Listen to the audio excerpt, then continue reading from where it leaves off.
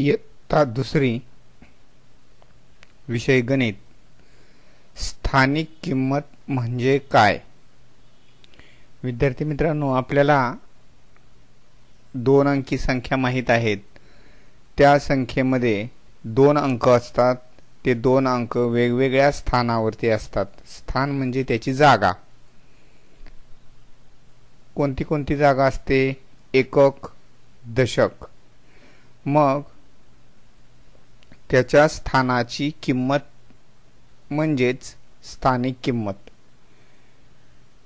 आता तुमच्या समोर एक संख्या दिसते बघा, 35. 3 दशक 5 एकक, 30 5 35.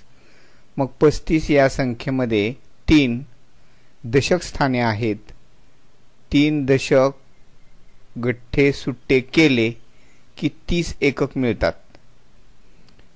म्हणून या संख्येत 3 ची स्थानिक किंमत 30 आहे आणि 5 एकक स्थाने आहे. म्हणून 5 ची स्थानिक किंमत 5 हीच आहे.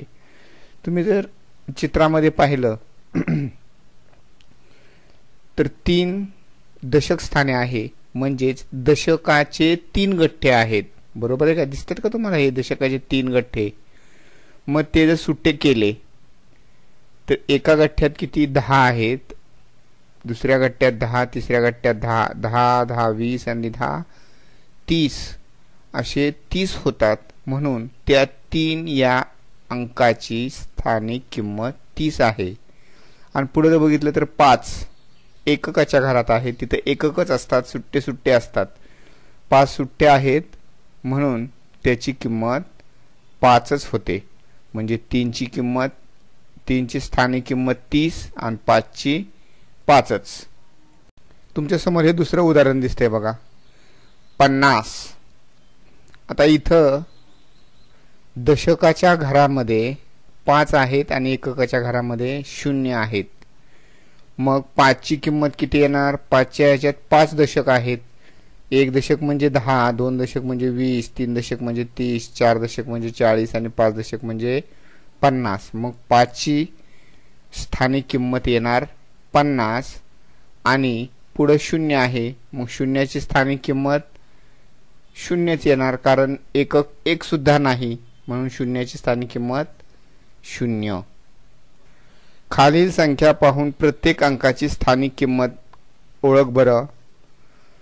बघा, तुमच्या समोर इथं 2 उदाहरणं दिसत आहेत. याच्यामध्ये हे घर कशाचं आहे? एककाचं आहे. मग एककाच्या घरात 6 आहेत. मग एकक हे सुट्टे असतात. एकक म्हणजे सुट्टे सुट्टे असतात. बघा, 6 ठिपके सुट्टे दिलेले आहेत. 6 मणी सुट्टे दिलेले आहेत. म्हणून ह्या 6 ची किंमत 6च येते. त्याच्यानंतर तुमच्या समोर बघा एक उदाहरण आहे, 26 ही संख्या दिलेली आहे. दशकाच्या घरात 2, एककाच्या घरात 6. दशकाच्या 2 माळा आहेत आणि एकक सुट्टे 6 आहेत. मग दशकाच्या 2 माळा म्हणजे त्याची किंमत किती झाली? एक माळ म्हणजे 10 आणि दुसरी माळ म्हणजे 10. 10 आणि 10 20. म्हणजे 2 दशक म्हणजेच 20 आणि एकक 6 आहेत, सुट्टे ते 6च आहेत. त्याची किंमत वाढणार आहे का? नाही वाढणार. मग 2 ची किंमत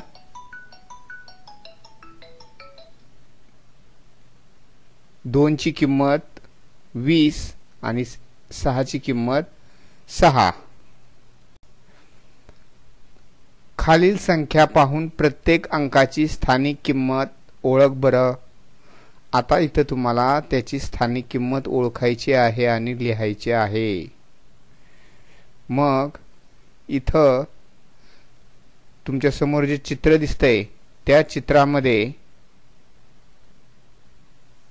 तुम्हाला दशक आणि एकक असं दिसतंय बघा. दशकाच्या घरामध्ये 4 दशक दिसत आहेत, म्हणजे दशकाचे 4 गठ्ठे आहेत. आणि एककाच्या घरामध्ये 2 सुट्टे एकक आहेत. मग दशक किती? त्याच्या खाली लिहायचे 4 आणि एकक किती? 2. मग दशकाच्या त्या 4ची स्थानिक किंमत किती येणार? 10, 20, 30 आणि 40. 4 दशक आहेत म्हणून 40 आणि सुट्टे 2 एकक आहेत त्याची किंमत किती येणार? 2च येणार. पुढचं गणित बघा. 10च्या 3 नोटा आणि एक एक सुट्टा 1 रुपया असे 4 रुपये दिसत आहेत. मग दशक किती आहेत? 3 आहेत. मग खाली चौकटीमध्ये लिहायचे 3 आणि एकक आहेत 4 म्हणून चौकटीत लिहायचे 4. आता दशकाच्या घरातल्या त्या 3ची स्थानिक किंमत किती येईल? 10, 20 आणि 30 म्हणजे त्याची स्थानिक किंमत येईल 30 आणि एककाची स्थानिक किंमत येईल 4चे 4च. प्रत्येक अधोरेखित अंकाची स्थानिक किंमत ओळख.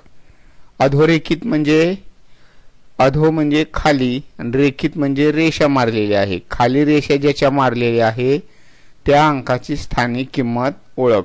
आता बघा पहिलं बघा पहिल्या पट्टीत कोणतं उदाहरण आहे? 18 ही संख्या दिलेली आहे आणि 1 ची स्थानिक किंमत 10 कारण 1 दशकाच्या घरात आहे. बघा डाव्या बाजूचं घर दशकाचं असतं आणि उजव्या बाजूचं एककाचं असतं. मग दशकाच्या घरात 1 आहे म्हणजे तो दशक आहे. 10 आहेत म्हणून 1 ची स्थानिक किंमत 10 आणि त्याच्या पुढे लिहिले बघा कारण 1 दशकाच्या घरात आहे. त्याच्या खाली बघा 23 ही संख्या दिली आहे आणि विचार 3च्या खाली रेष मारलेली आहे म्हणजे 3 ची स्थानिक किंमत 3च. त्याचं कारण काय? कारण 3 एककाच्या घरात आहे. एककाच्या घरात सुट्टे सुट्टे दिलेले असतात. खाली बघा 65 ही संख्या दिलेली आहे आणि 5ची स्थानिक किंमत त्यांनी विचारली. 5च्या खाली रेष मारलेली आहे. मग 5ची स्थानिक किंमत किती? 5च येणार कारण ते एककाच्या घरात आहे. पुढे त्यांनी कारण दिले बघा कारण 5 एककाच्या घरात आहे. इथं बघा 72 ही संख्या दिलेली आहे आणि 7च्या खाली अधोरेखित केले. अधोरेखित म्हणजे खाली रेष मारलेली आहे. 7ची स्थानिक किंमत 70. का बरं 70? कारण ते दशकाच्या घरात आहे नाही का? दशकाच्या घरात असल्यामुळं दशक असतात तिथं 7 दशक आहेत म्हणजे 10, 20, 30, 40, 50, 60 आणि 70 त्याची किंमत होणार आणि 7ची स्थानिक किंमत 70 कारण 7 दशकाच्या घरात आहे. खाली बघा काय 50 ही संख्या दिली. शून्याची स्थानिक किंमत विचारली. शून्याची स्थानिक किंमत किती येते? 0 कारण ते एककाच्याच घरात आहे. ते एककाच्या घरात असलं काय आणि दशकाच्या घरात असलं काय त्याची स्थानिक किंमत किती येणार? 0च येणार. कारण आता कारण लिहिलं पाहिजे आपल्याला. कारण 0 एककाच्या घरात आहे. त्याच्या खाली बघा 40 ही संख्या दिली आणि 4च्या खाली अधोरेखित केलंय. 4ची स्थानिक किंमत 40 कारण 4 दशकाच्या घरात आहे. पुढचं उदाहरण बघा 88 ही संख्या दिलेली आहे आणि 8च्या खाली दशकाच्या घरातल्या 8च्या खाली त्याने अधोरेखित केलेलं आहे. मग 8ची स्थानिक किंमत दशकाच्या घरात आहेत म्हणजेच 80. त्याचं कारण काय लिहायचं? कारण 8 दशकाच्या घरात आहेत. त्याच्या खाली बघा 88 संख्या दिली पण 8 एककाच्या घरातले 8 त्यांनी अधोरेखित केलेत. मग 8ची किंमत किती येणार? 8ची स्थानिक किंमत 8च येणार कारण 8 एककाच्या घरात आहेत. त्याच्या खाली बघा 61 ही संख्या दिलेली आहे आणि 6च्या खाली त्यांनी काय केलंय? अधोरेखित केलंय.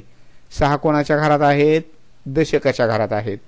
त्यामुळे 6ची किंमत किती येणार? मग 60 येणार आणि त्याचं कारण काय लिहायचं? कारण 6 दशकाच्या घरात आहेत. आता खाली दिलेल्या संख्यांतील प्रत्येक अंकाची स्थानिक किंमत लिहा बरं. बघा 22 दिलेत त्यांनी किंमत लिहून दिलेली आहे. 20 2 मग आता पुढची संख्या आहे 60. 6 दशकाच्या घरात आहेत म्हणून 6 ची किंमत 60 आणि 0 एककाच्या घरात आहेत, शून्याची स्थानिक किंमत 0च येते. पुढची बघा 95. 95 मध्ये 9 दशकाच्या घरात आहेत म्हणजे 9 ची स्थानिक किंमत 90. 5 एककाच्या घरात आहेत म्हणजे 5 ची किंमत 5च. त्याच्या खाली 38 ही संख्या दिलेली आहे.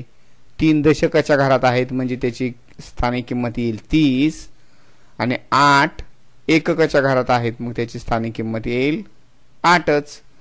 पुढे बघा 41 ही संख्या दिलेली आहे. मग 4 दशकाच्या घरात आहेत मग त्याच्याची स्थानिक किंमत किती येणार 40 आणि 1 ची स्थानिक किंमत किती येणार 1च.